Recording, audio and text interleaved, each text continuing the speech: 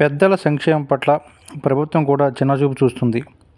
వృద్ధుల సంక్షేమం, సంరక్షణ, సామాజిక భద్రత కోసం రూపొందించిన మెయింటెనెన్స్ చట్టం అమలుకు నోచుకోవడం లేదు.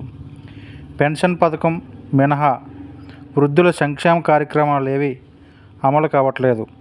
ముఖ్యంగా వృద్ధుల ఆరోగ్య భద్రత కోసం ఇప్పటి వరకు ఎలాంటి పాలసీని ప్రభుత్వం రూపొందించలేదు.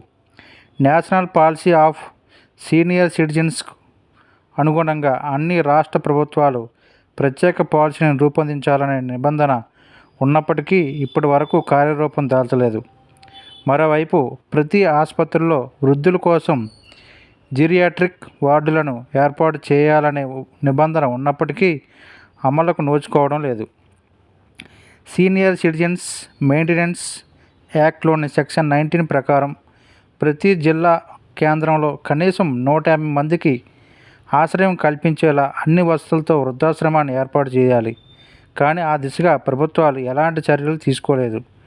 4-5 జిల్లా కేంద్రాల్లో మొక్కుబడిగా ఏర్పాటు చేసిన కనీసం సదుపాయాలు లేవని స్వచ్ఛంద సంస్థలు పెదవి విరుస్తున్నాయి. గ్రేటర్ హైదరాబాద్లోని వృద్ధుల కోసం ప్రత్యేకంగా తాత్కాలిక వసతి గృహాలు, నైట్ షెల్టర్లను ఏర్పాటు చేయాలనే నిబంధన ఉన్నప్పటికీ అమలు కావడం లేదు.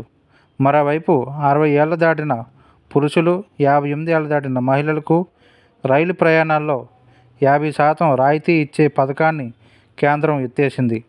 2020 వరకు అమలైన ఈ పథకాన్ని కోవిడ్ కాలం నుంచి నిలిపివేసింది.